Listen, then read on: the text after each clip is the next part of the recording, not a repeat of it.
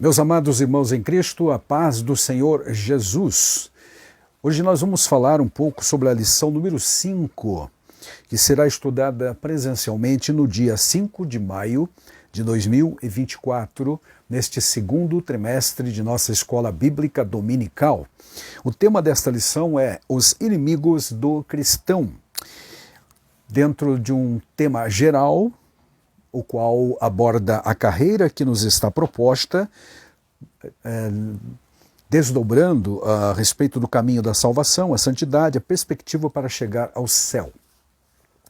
Então nós já estudamos 4 lições passadas, falando do início da jornada, a escolha entre a porta estreita e a porta larga, o céu, que é o destino do cristão, como se conduzir na caminhada, foi a lição passada, e hoje então, os inimigos do cristão. Porque uma vez passado pela porta estreita e andando pelo caminho apertado, estes próprios apertos do caminho, evidentemente constituem as lutas, as provas e a ação dos inimigos que o cristão irá enfrentar durante todo o seu trajeto até chegar ao céu, ou então até o fim da sua jornada aqui na terra, via morte física, aguardando a ressurreição.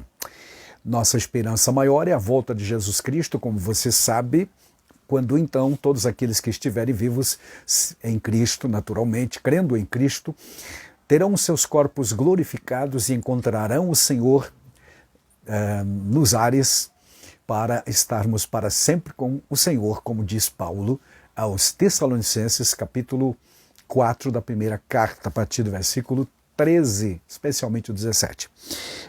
Muito bem, então, meus amados. Os inimigos. Na verdade, alguns, grosso modo, poderiam dizer que, e nós mesmos podemos dizer que são muitos os inimigos que o cristão enfrenta pela vida toda, de servir a Deus, de andar no caminho da fé, no caminho da santidade, da pureza e do agradar a Deus. São muitas as adversidades, os obstáculos que ele irá enfrentar.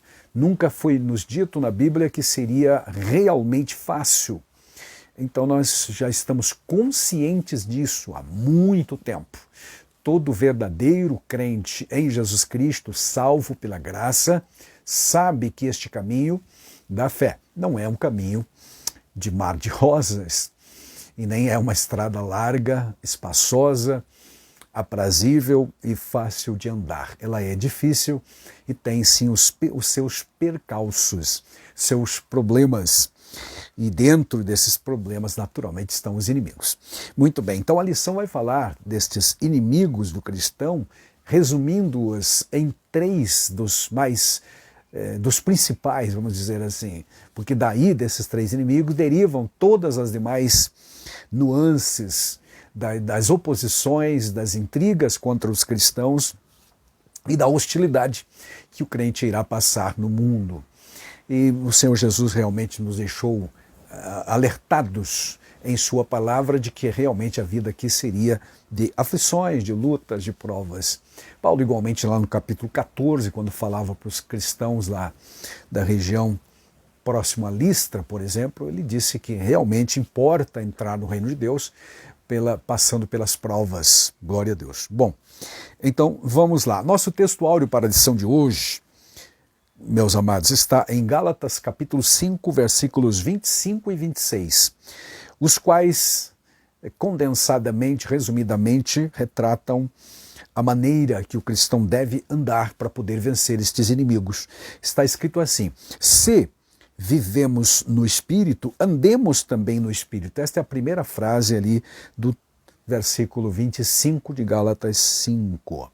E já merece uma rápida consideração, porque há 2 termos aqui interessantes, 2 expressões interessantes: viver no Espírito e andar no Espírito. As 2 palavras Espírito naturalmente estão traduzidas para a nossa língua com um E inicial maiúsculo, o que quer dizer que Paulo provavelmente tinha em mente o Espírito Santo. Então, viver no Espírito significa a nossa vivência interna, interior, subjetiva, comunhão com o Espírito Santo, deixando-nos levar e conduzir por Ele em pensamentos que irão naturalmente se transformar em atitudes. Agora, a segunda frase diz, andemos também no Espírito. Eu sempre entendi que o viver é algo interno e que o andar de Paulo aqui é algo externo, ou seja, testemunha. Efetivamente, Paulo está dizendo, quem vive em comunhão com Deus no Espírito há de dar um bom testemunho, então vivamos e andemos no Espírito. Viver é coisa, repito, comunhão íntima com Deus no Espírito, aleluia, nos domínios do Espírito, deixando-se levar pela condução espiritual, aleluia, né? Pela influência e pela inspiração do Espírito Santo, mas o andar tem a ver com aquilo que as pessoas enxergam em mim. Será que eu estou vivendo intimamente no Espírito e andando também no Espírito? Eu entendo que ele está referindo-se a duas coisas aqui, a parte interna e a parte externa, tá bom? Bom, seguindo a leitura, no mesmos versículos diz, não sejamos cobiçosos, portanto, né, vivendo no Espírito, não sejamos cobiçosos de vanglórias. Também, irritando-nos uns aos outros, invejando-nos uns aos outros. Isso tudo está em Gálatas 5, 25 e 26. A palavra vanglória se define como presunção, vaidade exagerada, quer dizer que um pouco de vaidade pode. Muitas pessoas são vaidosas no limite tolerável, né? Vamos dizer assim, mas há aquelas que são vaidosas excessivamente. Então é preciso tomar cuidado e a palavra, o termo vanglória, pelo menos no português, na língua portuguesa, quer dizer exatamente isso, a vaidade excessiva, ou então orgulho exagerado. Da mesma forma, sentir uma espécie de orgulho, pode ser até o orgulho santo, mas tem um limite para isso, há um limite a partir do qual, então, esse orgulho seria pecaminoso, doentio até. Certo, meus amados? Então, vanglória é isso. Mas também, se você pensar bem na palavra vanglória, poderia entendê-la como uma palavra dupla. Vanglória, ou seja, uma glória inútil, né? Aquele que se gloria em si mesmo está se gloriando inutilmente, porque toda glória, toda honra, todo louvor pertence a Deus, tá bom? Mas isso não acontece não com quem anda no Espírito, antes ainda, vive no Espírito, como nós dissemos agora mesmo, tá? Então, não sejamos cobiçosos de vanglória, cobiçar o que é errado, cobiçar o que é inútil, uma glória inútil, glória mundana, glória, etc., né? Das pessoas ou nos outros, que é exatamente isso. Vanglória também, no dicionário, se nos define como convencimento nem sempre fundamentado na verdade, ou seja, uma espécie de fundamentação falsa na mentira. Então, vanglória é isso, glória é inútil, como eu disse, tá? Vangloriar-se é isso. A nossa verdade prática desta lição da semana, meus amados, diz que na jornada da fé há inimigos que tentam nos atrapalhar. Isso é fato, isso é real, né? Como já dissemos. O diabo, a carne e o mundo, por exemplo, resumidamente, não são só esses três, mas eles se desdobram, eles são as forças motrizes, vamos dizer assim, que desencadeiam uma série de outras complicações ou inimigos que atuam contra, que têm hostilidade contra a vida do crente que vive em comunhão com Deus. Tá certo? Então, amados, inimigos que nos tentam atrapalhar, o diabo, a carne e o mundo, que são os três inimigos que a lição vai abordar. Mas em Cristo somos mais que vencedores, porque Ele nos amou. Não é? É uma expressão de Paulo também, meus amados, numa de suas epístolas. Tá? Em Cristo somos mais do que vencedores. Ele diz isto, por exemplo, aos Romanos, lá na sua epístola. Tá bom? Bom, o nosso texto bíblico que nos serve de base para o comentário desta lição está, meus amados, em duas partes. São chamadas de perícope, né? Sim, duas perícopes ou dois trechos bíblicos, para ser mais popular. Um deles está em Romanos capítulo 6 e os versículos 11 a 14, um texto clássico sobre a questão, por exemplo, do pecado e vencer o pecado e como viver essa realidade, inclusive num testemunho pessoal de Paulo que ele vem dando a partir do capítulo 7 desta mesma epístola. Mas aqui em Romanos 6, 11 a 14, nós temos uma parte do texto que nos serve de base para o comentário. Vamos lá então para o versículo 11 que diz: assim também vós considerai-vos mortos para o pecado. Considerai-vos mortos para o pecado, mas vivos para Deus em Cristo Jesus. Mortos para o pecado, mas vivos para Deus. Esta expressão realmente expressa desculpe a redundância, mas fala de uma atitude diante de Deus, espiritual, vivendo na graça, andando no Espírito, como diz a verdade prática, e vivendo nesse mesmo Espírito, e consequentemente mortos para o pecado. Em que sentido? Porque o pecado ele é tentador. Porém, uma pessoa que está morta para o pecado jamais será tentada, porque um defunto não sente tentação por mais nada. Tentação é o chamativo, a atração ruim, né, nesse caso aqui, do pecado em relação à nossa natureza. Mas se eu estou morto para isso, eu não tenho mais sentimento, nem vou responder positivamente aos chamados do pecado. É isso que ele está dizendo. Mas ao mesmo tempo, diz Paulo, que eu devo me considerar, tá, como é o que ele diz aqui, considerai-vos mortos para o pecado. Mas ao mesmo tempo que eu devo me considerar morto para o pecado, eu também preciso estar vivo para Deus em Cristo Jesus nosso Senhor. Ou seja, na mesma proporção em que eu me considero morto para o pecado, embora a velha natureza ainda está em mim, eu devo me considerar vivo para Deus, ou seja, o pecado não me atrai mais, não tem força de atração para com a minha vida, eu que ando e vivo no Espírito. Mas também preciso viver para Deus, porque é fato, é real, meus amados, que no contexto da igreja, muitas pessoas realmente já não praticam mais o pecado, já não se sentem mais atraídos pelo pecado, porque nesse caso estão mortos para o pecado, mas não estão vivendo efetivamente para Deus. Ou seja, não deram total liberdade para Deus. Nessa mesma carta, Paulo vai dizer que nós devemos oferecer voluntariamente os nossos membros para a ação de Deus em nossa vida. Ou seja, colocar os nossos membros do corpo, não só externo, mas interno, como cérebro, mente, cabeça, enfim, né? Tudo que temos e somos, nossa inteligência, ao serviço de Deus. Estarmos vivos para Deus é estar sendo útil a causa de Deus. Repito, há quem está morto para o pecado, não peca mais, não vive no mundo, etc., mas também não está vivendo para Deus. Isso também está errado. E o texto traz esses dois contrastes, esses dois lados ou duas versões, né? Estou morto para o pecado, mas devo estar vivo para Deus. O versículo 12, na sequência, diz: não reine, portanto, em consequência disso, já que você está morto para o pecado, não reine o pecado em vosso corpo mortal, de maneira que obedeçais às suas paixões. Porque se eu estou morto, como eu disse, não há atração alguma no pecado mais para com a minha vida, meu corpo.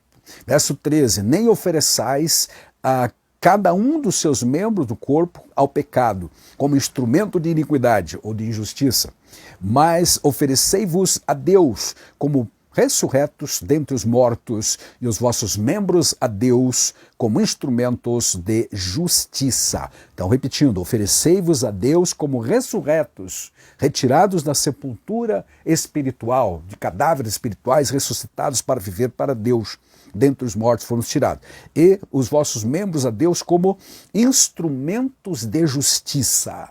Aleluia. Que ele está ampliando e até ilustrando como é que se faz isto. Se eu vivo no Espírito e ando no Espírito, dominado pelo Espírito, eu já ressuscitei dos mortos espirituais e agora estou vivendo para Deus. Aí a conclusão deste trecho, primeiro da nossa lição, é o verso 14, que diz: porque o pecado não terá domínio sobre vós, pois não estáis debaixo da lei, e sim da graça.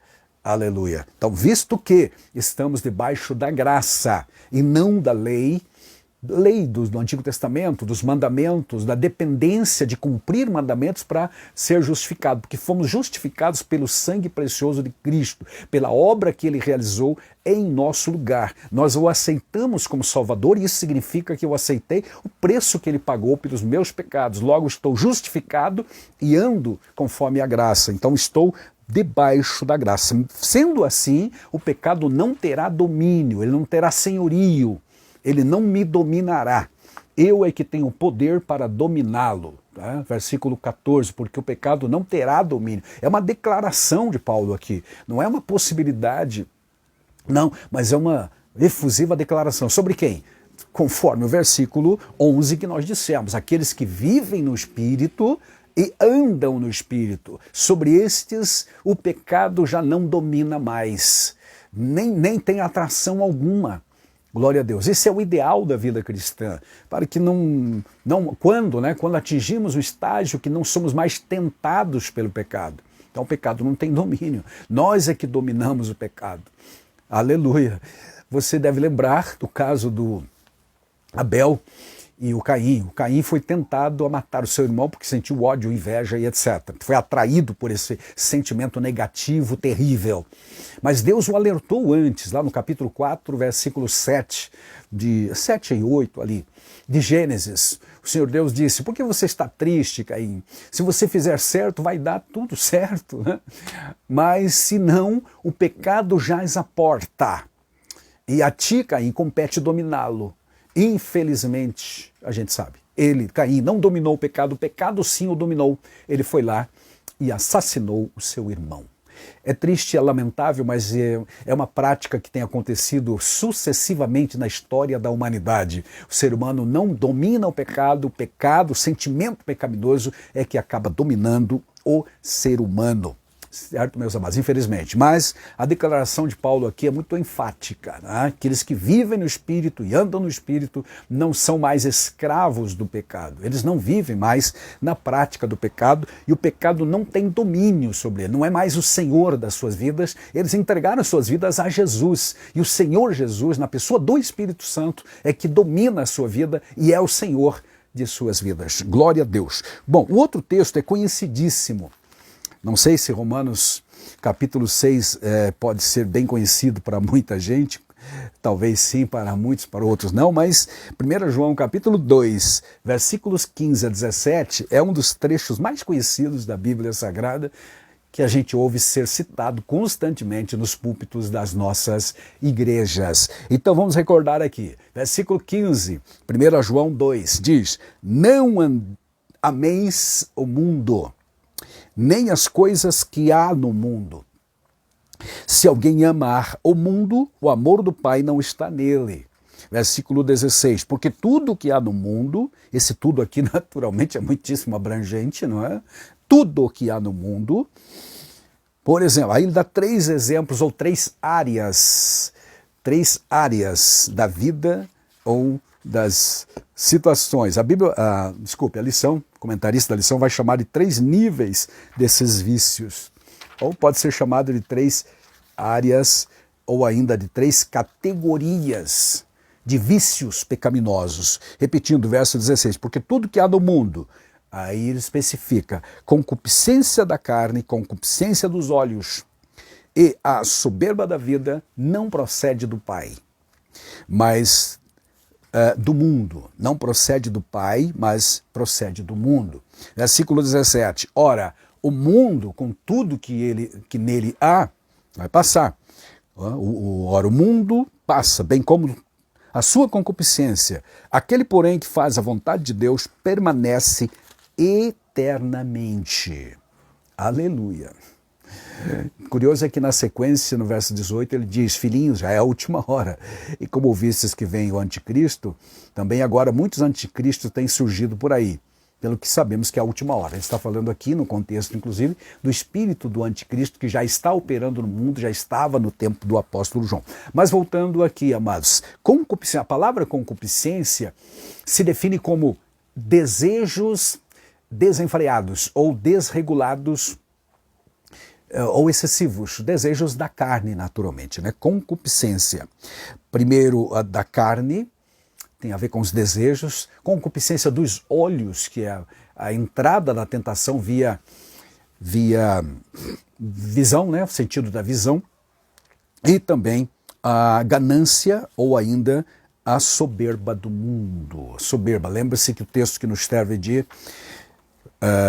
texto áureo nos fala de vanglória.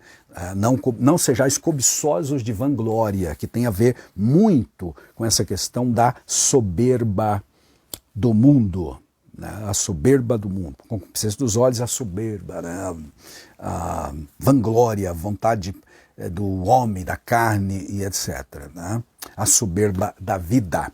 Ok, amados? Esse é o trecho, então, que nos serve de base. Não ameis o mundo, nem as coisas que no mundo há. A lição vai, então, abordar em 3 tópicos os 3 inimigos do crente. O mundo, a carne e o diabo. Efetivamente, falando, meus amados, nós temos, então, nessa ordem, aliás, né, o diabo primeiro, depois nós estudamos no tópico 2 sobre a carne e no tópico 3 o mundo. O diabo usa os demais inimigos, né, demais elementos para tentar e atacar o crente. O diabo usa as questões do mundo para atrair a vida do cristão de forma geral e também, naturalmente, a carne. A lição vai deixar muito claro que, e isso é fato, né? É fato,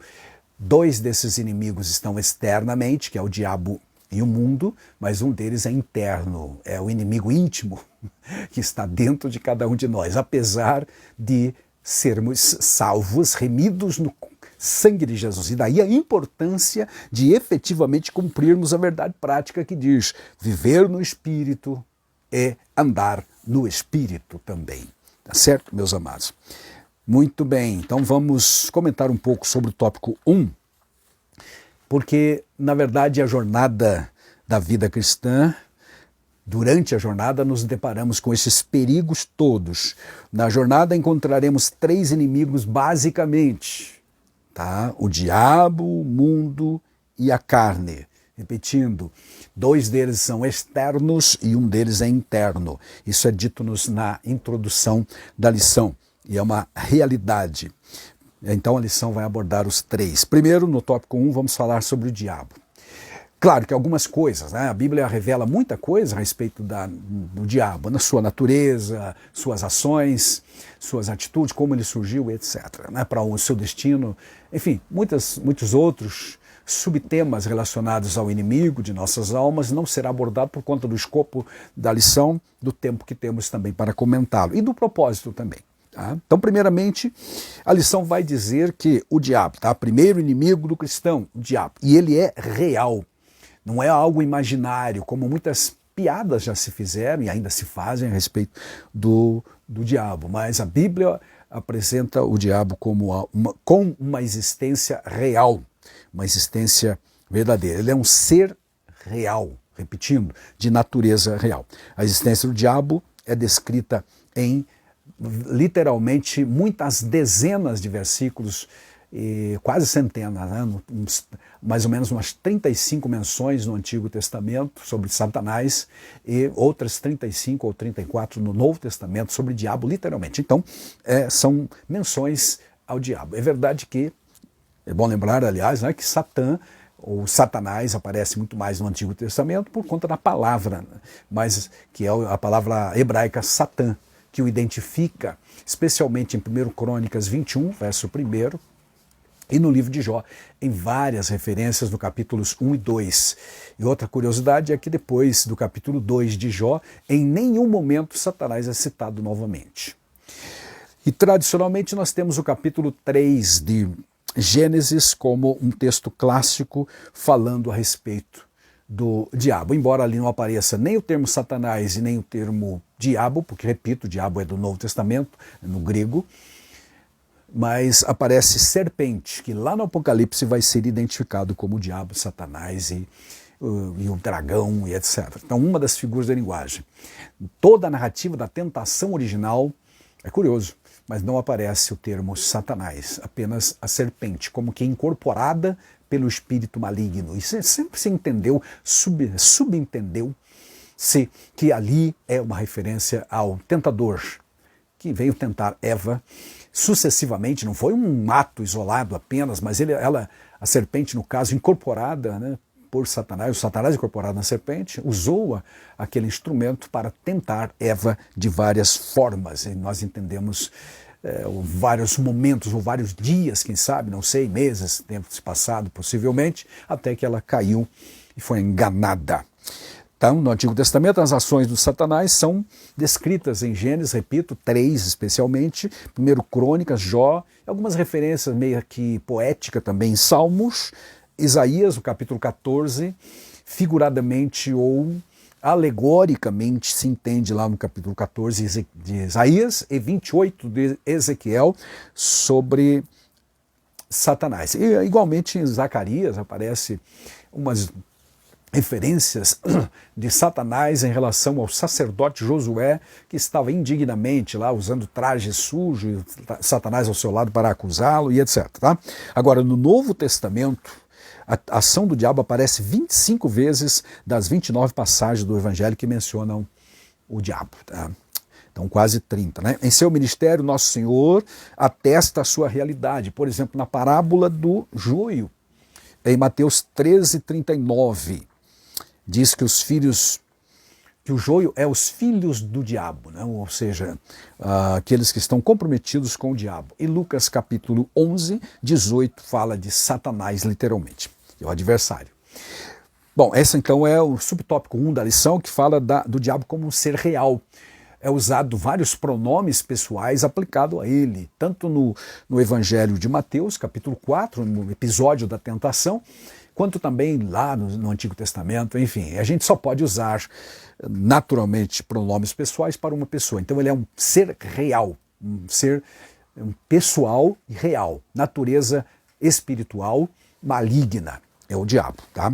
A descrição dele está nas Escrituras em alguns lugares e tradicionalmente se entende que Ezequiel 28, por exemplo, apesar de falar a respeito do rei de Tiro, em região de Sidom, inicialmente, há algumas expressões ali, amados, que não cabem, vamos dizer assim, na descrição de um mero humano. Então, por exemplo, andavas sobre as pedras afogueadas, era querubim ungido no jardim de Deus, etc. Uma referência ao original Éden, por exemplo, onde Satanás, o diabo, melhor dizendo, ou Lúcifer, que é outro termo latino para explicar o Satanás, usado por Isaías 14, meus amados, identificado então como querubim da guarda ungido.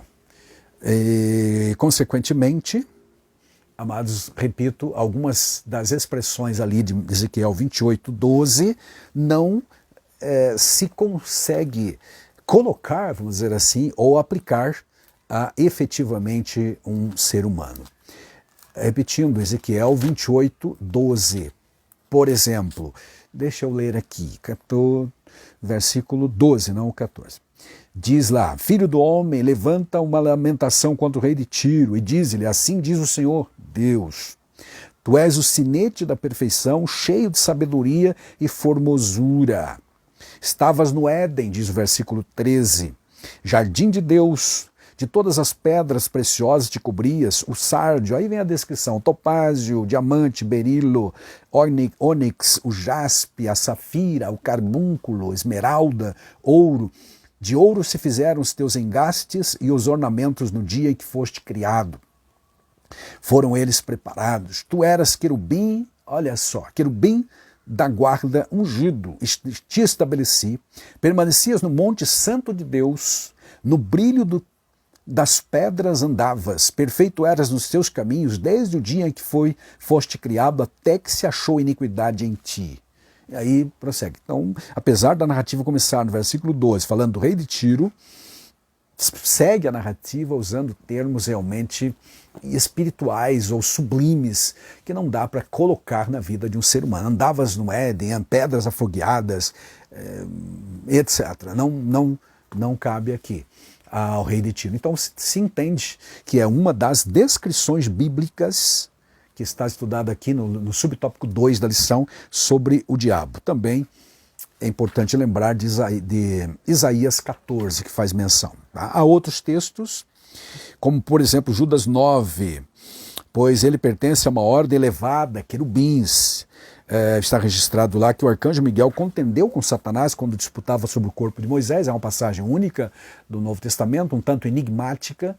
Muitas têm dificuldades e realmente não é fácil interpretá-la corretamente, mas está escrito, registrado inspiradamente por Judas. Mas o Miguel, o arcanjo Miguel, não ousou pronunciar juízo infamatório contra o próprio Satanás. Então vejam a ordem da criação, da honra, a posição original que esse ser possuía antes de se tornar Satanás. É bom lembrar que Deus não criou Satanás e nem o diabo. Ele criou um anjo chamado querubim, na ordem dos querubins, que em latim se expressa como Lúcifer, ou estrela da alva, ou estrela da manhã, como em Isaías 14, ok? Ele é depois descrito na Bíblia com ações como, por exemplo, príncipe das potestades do ar. Que mais? Ele também é descrito como tendo inteligência, desejos próprios, vontade própria, porque em Isaías 14 ele diz: subirei acima das estrelas de Deus, serei semelhante ao Altíssimo. Era o desejo expresso dele de ser semelhante ao Altíssimo. Também, 2 Timóteo 2,26 fala da vontade dele.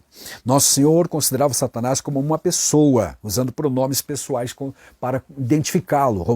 Em Mateus, no texto da tentação, como já dissemos, capítulo 4, 1 a 12, em Jó 1 e 6, há várias menções do diabo considerado, sendo tratado como uma pessoa, utilizando-se, então, repito, pronomes pessoais para ele. Certo? Então a Bíblia faz descrições. É bom lembrar, porém, né, que o diabo tem limites nas suas ações, ele não faz tudo o que quer, ele está subordinado a um poder maior que é o do Altíssimo. É bom ficar tranquilo e descansado quanto a isto. Nós temos esta garantia, especialmente no livro de Jó. Deus permitiu para ele atingir o Jó numa certa medida, mas impôs limites a ele, como nós entendemos também. Paulo vai dizer aos Coríntios que as tentações que nós enfrentamos aqui na terra, nessa jornada, que a ação desses inimigos, aliás, é limitada. Tá? Limitada. Deus não nos deixará ser tentado, é o que Paulo diz, acima do que possamos resistir. Ele fala isto aos Coríntios. A identidade do inimigo é tratada no subtópico 3. Podemos conhecer o inimigo por meio dos nomes que já foram mencionados. Por exemplo, Satanás, alguns deles já foram mencionados. Satanás, 52 vezes, adversário, opositor. Zacarias 3, Mateus 4, 10, na tentação do Senhor Jesus, quando ele será aprisionado também lá em Apocalipse 20, verso 2. E assim por diante. Diabo 35 vezes aparece como acusador, diabo significa isso, né? O acusador dos irmãos. Dragão vermelho em Apocalipse 12, tentador, ação de tentar, que está no campo também da mentira. O nome dele está relacionado a isso. Belzebu, chefe dos demônios, é mencionado em Lucas 11. Belial, pessoa má, e assim por diante. Esses são alguns nomes que revelam a sua natureza maligna e cruel na Bíblia Sagrada toda. Certo, amados? Então, repetindo, o primeiro inimigo mencionado, diabo, que faz uso tanto do mundo quanto da carne, que são os dois outros inimigos que vamos estudar, ele é primeiro estudado como um ser real, depois uma descrição genérica, vamos dizer assim, do diabo, e também uma identidade. Jesus chamou ele de mentiroso, pai da mentira, e há outras expressões também. Igualmente, Paulo vai dizer que nós não podemos ignorar os seus ardis. Ele é chamado de Deus desse século, em duas passagens pelo menos. 2 Coríntios 4:4 e Efésios capítulo 2 e 2, onde ali é mencionado ele como príncipe das potestades do ar. Ok? Esse é o inimigo. Resumidamente, amados, pelo propósito da lição e o escopo, o tamanho, né, do texto para o comentário e o tempo também. Agora, no tópico 2 da nossa lição, vamos falar do segundo inimigo, que é a carne. A carne está íntimamente, pessoal, é de cada um de nós. Isso se fala, grosso modo, da nossa natureza caída. Mas a palavra carne tem várias acepções na Bíblia e a lição vai trazer um comentário resumido também, evidentemente, sobre estes significados do termo carne na Bíblia. Primeiro conceito bíblico, há 4 definições. Primeiro, corpo mesmo, carne mesmo, ou seja, tecido muscular. Gênesis 2:21, onde a Bíblia diz que fomos criados do pó da terra e assim por diante. Né? Que mais? O corpo humano inteiro, como um todo. Número 3, terceira definição, o ser humano segundo a sua fragilidade e mortalidade, como um ser mortal que é. Após a queda, naturalmente, tornou-se mortal. E a natureza pecaminosa, aqui entra também a questão da natureza pecaminosa do ser humano, sujeito a ceder à tentação. Dentre muitas perspectivas da palavra carne, significa concupiscência da carne, ou seja, o desejo desenfreado da natureza carnal. Evidente que o tecido em si, a carne é morta, ela não tem vida em si. O que dá vida e sentimento para o pecado ou não é o espírito que habita em nós. Espírito humano, não estou falando do espírito de Deus, é o espírito humano que habita em nós, ou a alma que permeia todo o nosso corpo. Tanto é verdade que a Bíblia diz em Ezequiel 18 e também no 3, lá de Ezequiel, que a alma que pecar, esta morrerá. Então não é exatamente a carne em si, como enquanto tecido físico, orgânico, que peca, mas sim a alma que faz o corpo pecar, a alma que sente a atração do pecado, aquela atração que nós mencionamos no início, em que o crente que vive no Espírito e anda no Espírito já não sente mais essa atração. Mas isso é o ideal, que ele alimente o seu espírito para não ceder aos desejos da carne ou às concupiscências da carne.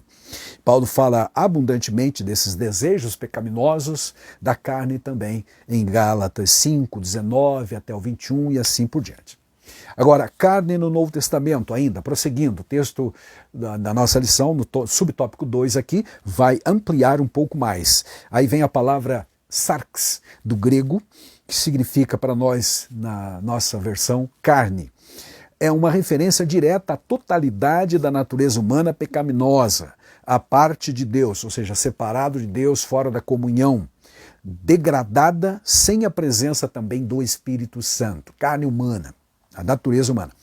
Em suas cartas, o apóstolo evidencia o que uma natureza dominada pela carne pode realmente produzir, que é a lista extensa, feia de pecados, de vícios, em Gálatas 5, 19 a 21. Ele mostra o resultado dessa natureza caída quando não está dominada pelo Espírito. E diz ele também que a carne se opõe aos caminhos de Deus, às coisas de Deus. É oposta, faz contraste, é contrária, né? Às coisas divinas, às coisas de Deus, às coisas da santidade. Isso ele fala claramente aos Romanos também.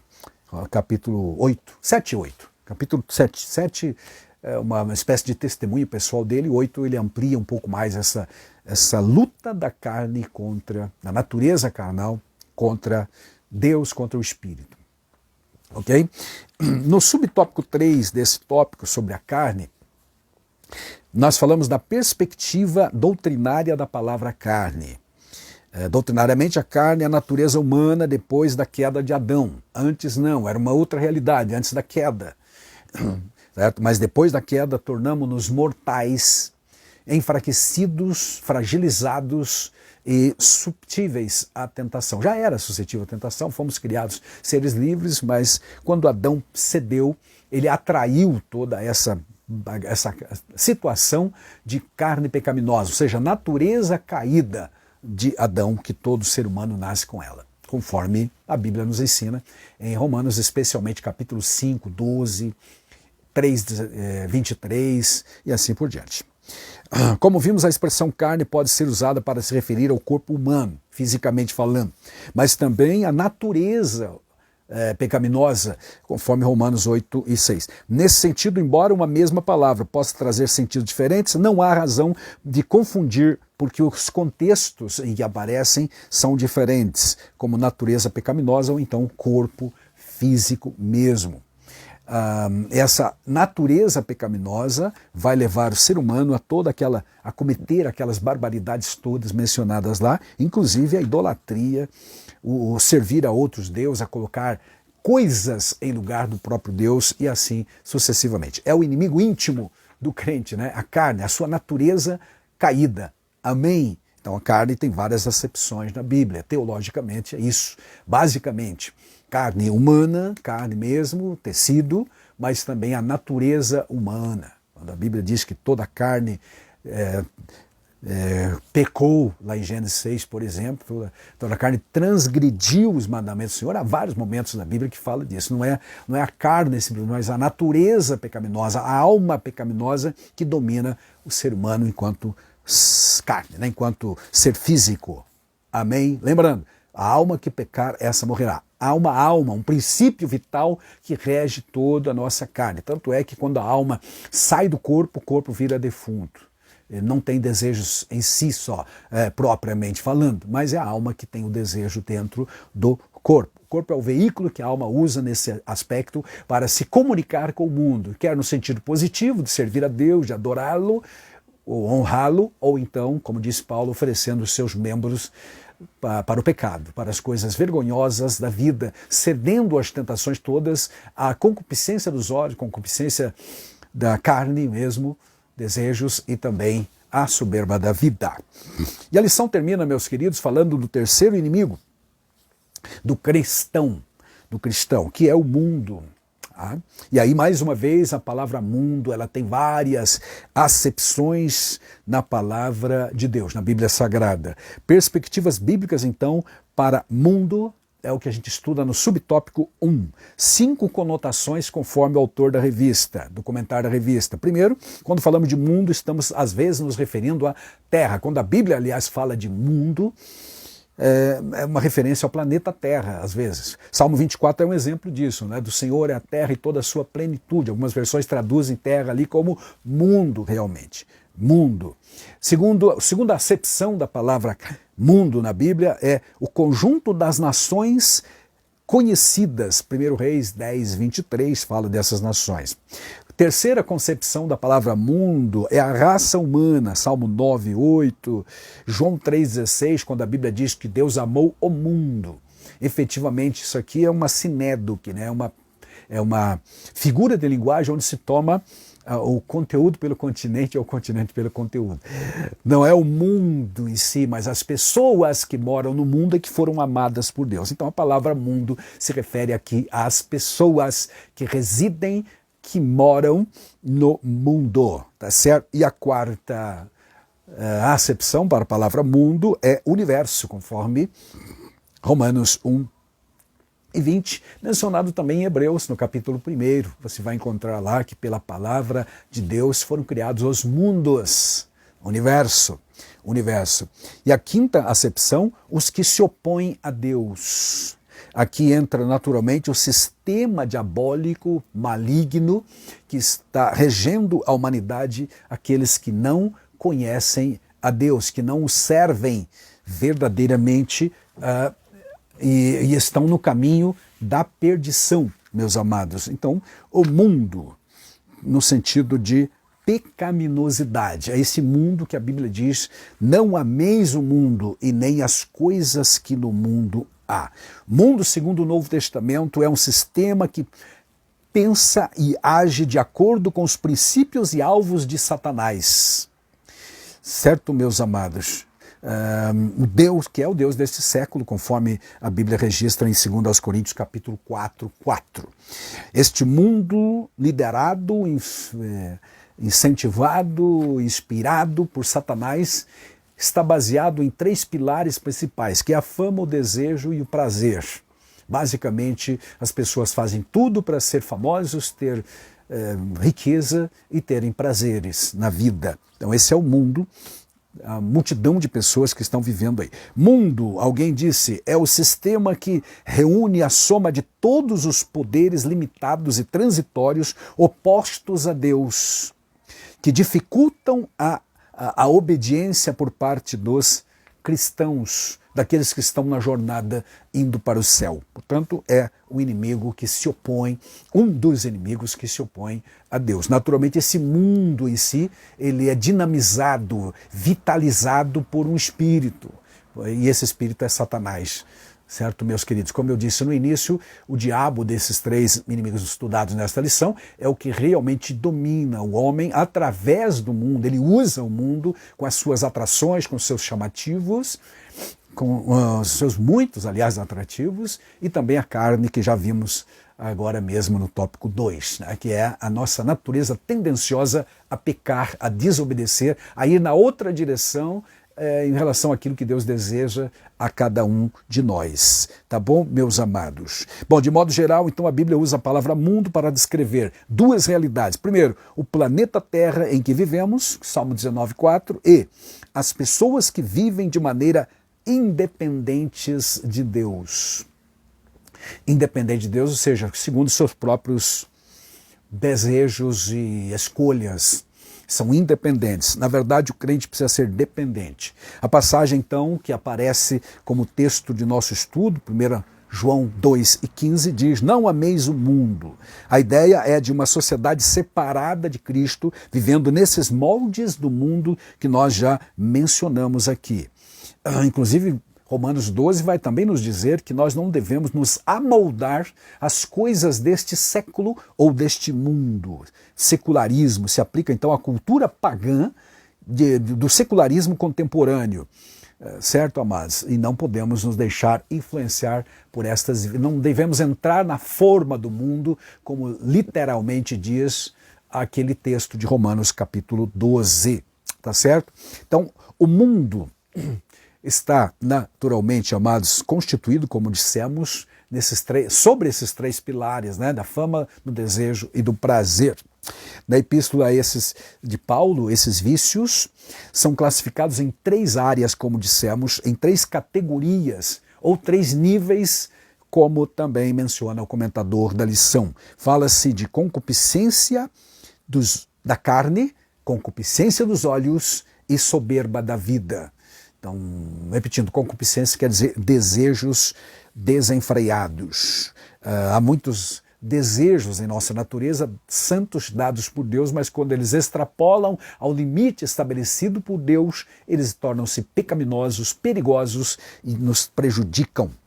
Tá certo? As concupiscências da carne, dos olhos e a soberba da vida, repetindo. Né? Então a lição vai abordar especificamente cada uma dessas áreas ou destas categorias de vícios. Primeiro, concupiscência da carne. Tem a ver com a natureza humana completamente sob o domínio do pecado. Corrompida, decaída, todo o ato do corpo liderado por Satanás, pelo diabo, pelos espíritos maléficos e imorais, é isso que significa concupiscência da carne, os desejos desenfreados da natureza caída. A outra área são as concupiscências dos olhos.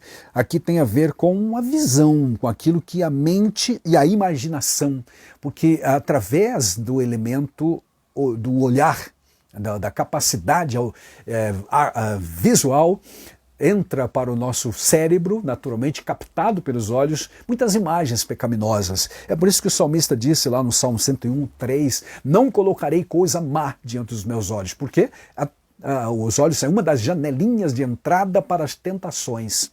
Então a concupiscência dos olhos. Lembre-se que Eva caiu também nesse aspecto. Ela viu o fruto da árvore e viu que era lindo, que era belo, que era maravilhoso.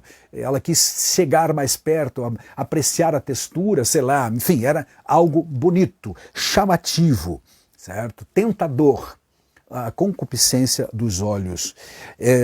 Essa concupiscência gera o desejo pelas coisas pecaminosas, oferecidas, por exemplo, no nosso mundo atual, contexto atual, mídia, música, filmes, literatura, a arte, que, como já disse alguém, é subversiva quase sempre, né? A arte, e então cede aos desejos carnais. Repetindo, o salmista disse, foi Davi que escreveu o Salmo 101, não colocarei coisa má diante dos meus olhos. E ele sabia do que estava falando, né? Porque ele pecou exatamente nessa realidade com Batseba, né? Olhou o que não devia olhar e caiu pela tentação via a questão visual. E a lição vai ainda falar da soberba da vida. Soberba é o mesmo que orgulho ou arrogância da vida. Esse nível de vício expressa a autoglorificação do homem, deixando Deus de lado, denota egoísmo, vanglória e tudo mais. É por isso que o nosso textuário fala de não sejais cobiçosos de vanglória. Vanglória. É o homem da atualidade desprezando o Criador e colocando-se no lugar do Criador, ou seja, invertendo os valores, como lemos em Romanos capítulo 1, onde o homem adora mais a criatura que o Criador, às vezes se coloca no lugar do Criador. Então essa é a soberba da vida, é o soberbo, é o orgulhoso em extremo. Deus nos guarde, Deus nos ajude, e é isso que nós aprendemos, 3 inimigos. Mas ainda, naturalmente a lição vai terminar de forma positiva, dizendo como que a gente vence isso, né? Vence o mundo.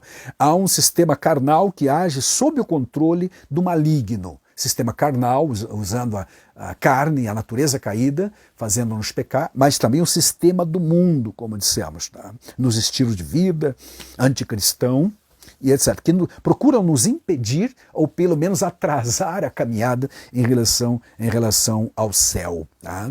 As muitas formas que o pecado apresenta acabam iludindo, amarrando, prendendo, no mínimo embaraçando, como lemos lá em Hebreus capítulo 12, a vida do crente. Para vencer, aleluia, é preciso, conforme Efésios capítulo 5, 18, estar cheio do Espírito Santo para vencer as obras da carne. Para vencer o mundo, diz claramente o apóstolo João, lá na sua epístola, no capítulo 5, que é preciso fé. Ele diz, ora, a vitória que vence o mundo é a nossa fé. Aleluia. É preciso também viver plenamente em Cristo Jesus, fazendo a vontade de Deus. Sendo assim, precisamos nos sujeitar a Ele, resistir ao diabo e ele fugirá. Então o diabo se vence, meus amados, resistindo-o. O apóstolo Tiago, aliás, que diz isto, né? Sujeitai-vos a Deus, resisti ao diabo e ele fugirá de vós. Pedro, na sua primeira carta, igualmente fala a mesma realidade. Em 1 Pedro, capítulo 5, versos 8 e 9. No 8 ele diz que o diabo anda ao nosso redor, de redor, procurando alguém para tragar, mas no 9 ele diz, ao qual resistis firmes na fé, porque sabendo que pelo mundo todo muita gente está sofrendo as mesmas tentações, tá certo? E aí a lição conclui lembrando exatamente esse trecho de Pedro. Tá? O diabo anda ao nosso de redor procurando alguém para tragar. Então, por esse motivo é que Paulo vai dizer em Efésios 4, 27 também, não deis lugar ao diabo. Ele anda assim, rodeando o derredor de cada crente, mas não devemos dar espaço ou lugar para ele, tá bom? Vivamos vencendo pela fé. A ação diabólica é feita mediante aos ataques do inimigo, usando a carne e usando o mundo para nos atingir. Então, para não ceder aos seus ardis ou às suas astúcias, armadilhas, laços e algo mais, precisamos viver constantemente sob a direção do Espírito Santo, ou melhor, vivendo no Espírito, voltando à verdade prática e andando no Espírito. Aí ele não terá vez. Glória a Deus. Seremos realmente fortalecidos por ele, como diz Efésios 6:10 a seguir. Fortalecei-vos no Senhor e na força do seu poder. Tomai toda a armadura de Deus para que possais estar firmes contra as astutas ciladas do diabo. Tá? Aleluia. Aí uma segunda vez ele diz ainda no versículo 13 lá de Efésios 6, né? Tomai toda a armadura de Deus para poder resistir no dia mau. Esse dia mau é exatamente o dia em que a carne ataca os desejos internos, ou então o mundo com seus atrativos nos sufocam muitas vezes e nós não temos como sair. É nesse momento de dias maus que nós precisamos de estar cheios do Espírito Santo, como já dissemos, e deixando-nos dominar pelo Espírito nesta condução da jornada. E que assim seja, sejamos vencedores, aliás, mais do que vencedores, por Cristo Jesus, que nos amou e investiu alto na nossa redenção e na manutenção da nossa salvação. Deus em Cristo te abençoe. Se você está sendo tentado, eu sei que está em vários momentos da vida, então firme-se no Senhor. Glória a Deus, cada dia. Tá? Saiba que é a fé que vence o mundo, estar cheio do Espírito vence a carnalidade E, igualmente, resistir ao diabo, estando sujeito a Deus, é a forma de resistir e vencer o diabo. Deus em Cristo te abençoe, muitas vitórias em Cristo Jesus e até a próxima. Amém.